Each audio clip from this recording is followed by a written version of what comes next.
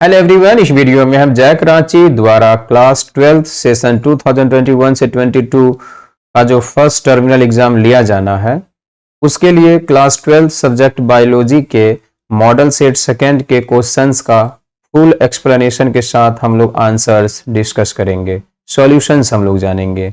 इससे पहले अगर आप 12th क्लास के बायोलॉजी के मॉडल सेट फर्स्ट के क्वेश्चंस का आंसर जानना चाहते हैं तो आप मेरे YouTube चैनल पर मॉडल सेट फर्स्ट के क्वेश्चंस के आंसर वाले वीडियो को आप देख सकते हैं। वैसे मैं इस वीडियो के डिस्क्रिप्शन बॉक्स के अंदर भी मॉडल सेट फर्स्ट के क्वेश्चंस के आंसर्स वाले वीडियो के लिंक को शेयर कर दूंगा।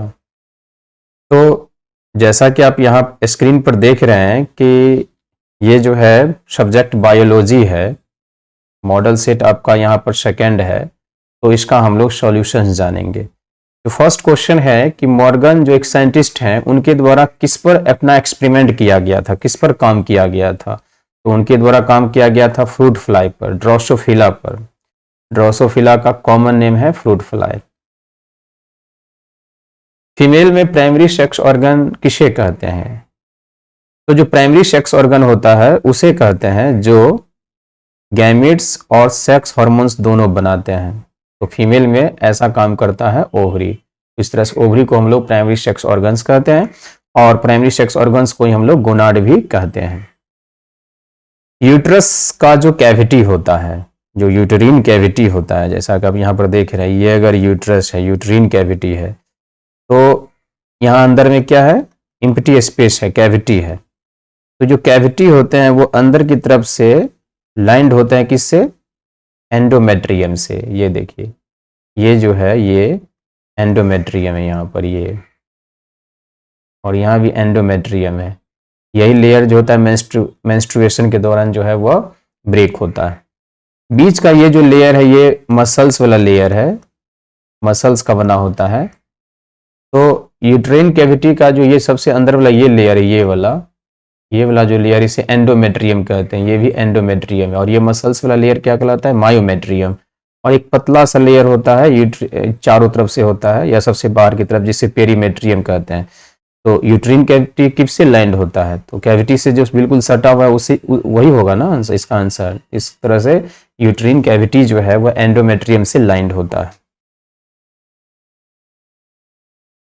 इनमें से किस स्ट्रक्चर को सेकेंडरी एग मेम्ब्रेन कहते हैं? तो जो ओवम या एग सेल होता है उसके बाहर जो कवर्स होते हैं उसे हम लोग मेम्ब्रेन कह सकते हैं। हालांकि एनसीईआरटी या अदर बुक्स में बहुत ज़्यादा स्पष्ट इसके बारे में दिया नहीं है। ये जो दो है ये तो ओवरी के अंदर का है। तो इस तरह से जो ओवम है, ओवम में जो कोरोना रेडिएटा होता है जोना पेलुसिडा के बाहर, तो इसे हम सेकेंडरी एग मेम्ब्रेन कह सकते हैं। तो जो 4 ऑप्शंस है उसमें से जो बेस्ट ऑप्शन है वह कोरोना रेडिएटा ही है, जो बी ऑप्शन है। ओवरी के अंदर मैच्योर ग्राफियन फॉलिकल होता है। तो ओवरी के मैच्योर ग्राफियन फॉलिकल से जो ओवम निकलता है, हालांकि ओवम की जगह सेकेंडरी oocyte होना चाहिए, जो ओवम निकलता है उस प्रोसेस को बोलते हैं ओव्यूलेशन बोलते हैं। एक स्पर्म और एक ओवम दोनों फ्यूज करके जो जाइगोट बनाते हैं, इस प्रोसेस को फर्टिलाइजेशन कहते हैं। और ये फर्टिलाइजेशन फीमेल के रिप्रोडक्टिव सिस्टम के फेलोपियन ट्यूब में होता है। फेलोपियन ट्यूब जिसे ओविडक्ट भी कहते हैं, तो फेलोपियन ट्यूब के एम्प्यूला में ये होता है।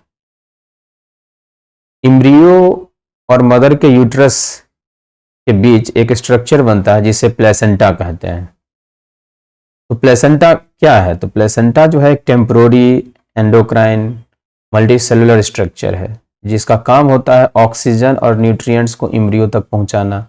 इम्ब्रियो से कार्बन डाइऑक्साइड और जो अदर एक्सक्रीटरी या वेस्ट मटेरियल्स होता है वह इम्ब्रियो से बाहर कर देना, और हार्मोन्स भी बनाते हैं। तो इस तरह से ये सारे काम जो है प्लेसेंटा के हैं। मदर के द्वारा जब अपने बच्चे को जन्म देती है तो बच्चे के जन्म के कुछ दिन तक एक मिल्क सिक्रीट किया जाता है, जिस मिल्क को कहते हैं कोलोस्ट्रम। तो कोलोस्ट्रम क्या है? ये मिल्क है जो प्रारंभिक दिनों, इनिशियल डेज का मतलब क्या हुआ? शुरुआती दिनों के दौरान जो है, लैक्टेशन मीन्स क्या होता है? मिल्क का बाहर निकलना। तो लैक्टेशन के इनिशियल डेज तक जो है जो मिल्क बनाए जाते हैं मदर के द्वारा या प्रोड्यूस किए जाते हैं उसे कोलोस्ट्रम कहते हैं। एसटीडी का फुल फॉर्म क्या है? Sexually transmitted disease. वह डिजीज जो एक आदमी से दूसरे आदमी में सेक्सुअल इंटरकोर्स के द्वारा फैलता है उसे बोलते हैं एसटीडी। वैक्सीनेशन में कोई वैक्सीन या टीका किसी ह्यूमन बॉडी के अंदर इंट्रोड्यूस करते हैं, डालते हैं, और जब टीका डालते हैं, वैक्सीन डालते हैं, तो उससे क्या होता है, उस आदमी के शरीर में, बॉडी में एंटीबॉडीज बनता है, और किसी ह्यूमन के बॉडी के अंदर एंटीबॉडीज बनता है तो उसे एक्टिव इम्यूनिटी कहते हैं।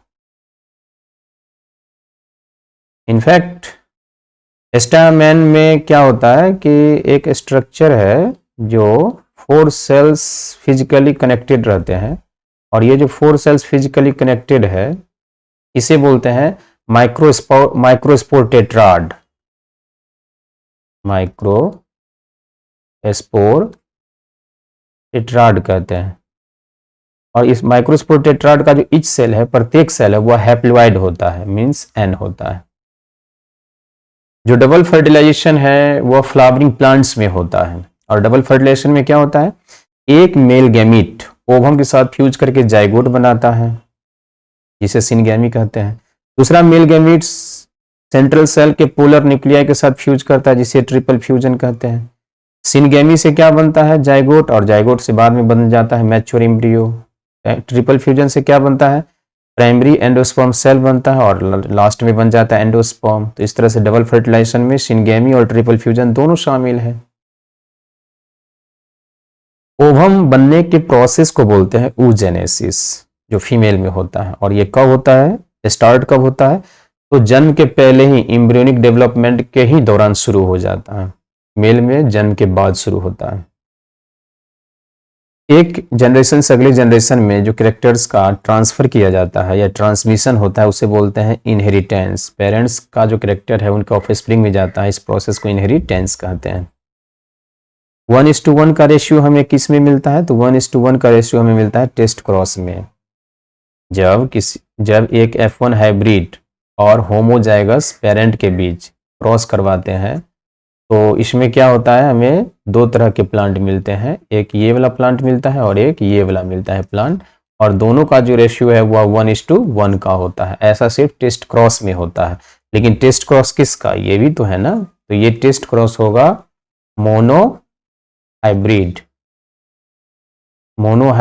क्रॉस का जो टेस्ट क्रॉस होता है उसका रेशियो 1:1 का होता है। डाई हाइब्रिड क्रॉस का कितना होता है, 1:1:1:1 होता है। ये होता है डाई हाइब्रिड क्रॉस का रेशियो होता है ये।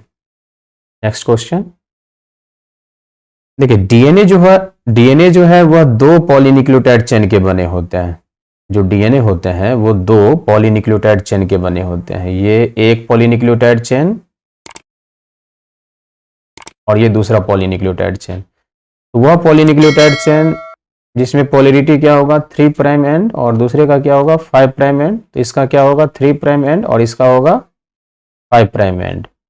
तो 3 से 5' एंड वाला जो डीएनए का पॉलीन्यूक्लियोटाइड चेन होता है उसे टेम्पलेट स्ट्रैंड कहते हैं, और जो 5 से 3' एंड वाला होता है उसे कोडिंग स्ट्रैंड कहते हैं, कोडिंग स्ट्रैंड। तो टेम्पलेट स्ट्रैंड से बनता है एमआरएनए, टेम्पलेट स्ट्रैंड से। चूंकि डीएनए से जो आरएनए या एमआरएनए या कोई भी आरएनए बनता है तो सिर्फ उसमें डीएनए का एक ही पॉलीन्यूक्लियोटाइड चेन भाग लेता है। तो डीएनए के टेम्पलेट स्ट्रैंड से एमआरएनए बनता है, और एमआरएनए में क्या होता है, डायरेक्शन पोलैरिटी 5' एंड से 3' एंड की ओर वाला होता है एमआरएनए में। तो इस तरह से ये जो है कोडिंग स्ट्रैंड है, ये कोडिंग स्ट्रैंड है। तो कोडिंग स्ट्रैंड में जो न्यूक्लियोटाइड का सीक्वेंस है या जो पोलैरिटी है वही पोलैरिटी एमआरएनए की होगी। एमआरएनए में पोलैरिटी क्या हो जाएगी, तो 5' ही होगा जैसा कि कोडिंग स्ट्रैंड में है। और 5' के बाद देखिए डीएनए में जो नाइट्रोजनस बेस या न्यूक्लियोटाइड्स है वही न्यूक्लियोटाइड्स या नाइट्रोजनस बेस एमआरएनए में भी होगा। बस अंतर यही है कि डीएनए में जहां जहां थाइमिन होता है वहां पर आरएनए या एमआरएनए में क्या होगा, यूरेसिल होगा। तो ये इस तरह से यहाँ ए है तो ए होगा, टी डीएनए में है तो आरएनए या एमआरएनए में क्या हो जाएगा, यू हो जाएगा। यहाँ जी है तो यहाँ क्या हो जाएगा, सी हो जाएगा। यहाँ सी है तो सी की जगह क्या, सॉरी हाँ सी एक हो गया। जैसा न्यूक्लियोटाइड का सीक्वेंस है बिल्कुल सेम उसी तरह का रहेगा। तो इस तरह से हमें इस चीज को याद रखना है। अगर यहाँ ए है तो ए रहेगा, टी है तो टी की जगह क्या हो जाएगा, यू हो जाएगा, जी है तो जी ही रहेगा, इसमें तो कोई बदलाव होगा नहीं, सी है तो सी ही रहेगा, ए है तो ए ही रहेगा, टी है तो टी की जगह क्या हो जाएगा, यू, और फिर लास्ट में एंड कौन सा हो जाएगा, 3 प्राइम एंड। तो इस तरह से डीएनए के कोडिंग स्ट्रैंड में अगर इस तरह का सीक्वेंस है इस पोलैरिटी में, तो एमआरएनए पर कैसा होगा, एमआरएनए पर इसी तरह का होगा। बस एक ही अंतर होगा कि डीएनए में जहां जहां या कोडिंग स्ट्रैंड में जहां जहां थाइमिन है, एमआरएनए में वहां वहां यूरेसिल हो जाएगा। और आप देख रहे हैं कि ऐसा ऑप्शन किसी में नहीं है। तो इस तरह से ये इसका जो करेक्ट आंसर है ये होगा, ऑप्शन इसमें से कोई भी मिल नहीं रहा है। डीएनए के जिस रीजन से आरएनए बनता है उसे बोलते हैं ट्रांसक्रिप्शन यूनिट, और ट्रांसक्रिप्शन यूनिट में 3 कंपोनेंट्स होते हैं, प्रोमोटर, स्ट्रक्चरल जीन और टर्मिनेटर। फिनाइलकीटोन्यूरिया एक जेनेटिक डिजीज है और यह जो है ऑटोसोमल रिसेसिव डिजीज है, मींस इसका जो जीनोटाइप जब किसी ह्यूमन में ऐसा वाला जीनोटाइप आएगा तब उसे फिनाइलकीटोन्यूरिया डिजीज होगा। और इसके लिए जो क्रोमोसोम है वो किस पर पाया जाएगा, और इसके लिए जो जीन्स है वो किस पर पाया जाएगा, ऑटोसोम्स पर। ऑटोसोम क्या है, क्रोमोसोम ही है एक प्रकार का।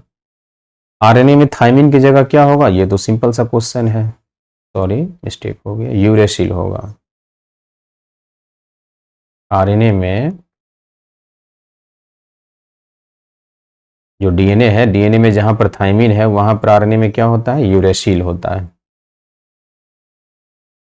डीएनए में 4 टाइप्स के नाइट्रोजनस बेस होते हैं, cytosine, thymine, adenine, guanine. RNA में भी वही होता है, बस थाइमिन की जगह यूरेसिल होगा। इनमें से कौन एसटीडी नहीं है, सेक्सुअली ट्रांसमिटेड डिजीज नहीं है, तो इसका आंसर क्या हो जाएगा, टाइफाइड। मीन्स वह डिजीज जो एक आदमी से दूसरे आदमी में सेक्सुअल इंटरकोर्स के द्वारा फैलता है तो उसे बोलते हैं एसटीडी, लेकिन टाइफाइड तो फैलता नहीं इंटरकोर्स के द्वारा। जब बच्चे नहीं चाहिए तो एक है परमानेंट उपाय है, यह परमानेंट उपाय यह है कि मेल में जो वास्ट डिफरेंस जो डक्ट है उस डक्ट को काट करके दोनों डक्ट मेल किसी एक मेल के दोनों वास्ट डिफरेंस जो डक्ट्स हैं उनको काट करके उसे बांध दिया जाता है, सील कर दिया जाता है, उसे वासेक्टोमी कहते हैं। और स्टेरिलाइजेशन मेथड को इस तरह से कौन सा मेथड कहेंगे, सर्जिकल मेथड कहेंगे। ये इसका ये हो जाएगा। इसी फ्लावर में अगर एक से अधिक पिस्टिल्स हैं, एक से अधिक कार्पेल्स हैं, और जब सारे पिस्टिल्स एक साथ फ्यूज्ड होते हैं तो वैसे गाइनोशियम को बोलते हैं सिनकार्पस। टेस्टिस के अंदर जो लेडिक सेल्स होते हैं, टेस्टिस के अंदर जो लेडिक सेल्स होते हैं उसके द्वारा एक हार्मोन सिक्रेट किया जाता है, हार्मोन्स जिसे एंड्रोजेंस कहते हैं, और एंड्रोजेंस का ही मोस्ट एक्टिव हार्मोन होता है टेस्टोस्टेरोन। टेस्टिस और ओवरी के द्वारा बनाया जाता है एलएच और एफएसएच हार्मोन, क्योंकि टेस्टिस या ओवरी गोनाड है इसलिए गोनाडोट्रोफिन्स के अंदर एलएच और एफएसएच दोनों आ जाएंगे। फ्लावरिंग प्लांट के पिस्टिल या कार्पेल के ओवरी के अंदर ओव्यूल होता है, और ओव्यूल में एम्ब्रियो सैक के चारों तरफ जो डिप्लॉयड सेल्स का ग्रुप होता है या मास होता है उसे बोलते हैं न्यूसेलस। न्यूसेलस के जो डिप्लॉयड सेल्स होते हैं उसमें रिजर्व फूड भरे हुए रहते हैं। और होता क्या है कि जाइगोट से जब मैच्योर एम्ब्रियो बन रहा होता है तो जाइगोट से जो डेवलपिंग एम्ब्रियोज बनते हैं तो वो न्यूसेलस से फूड लेते हैं, न्यूट्रिशन लेते हैं, जिसकी वजह से न्यूसेलस पूरी तरह से समाप्त हो जाता है।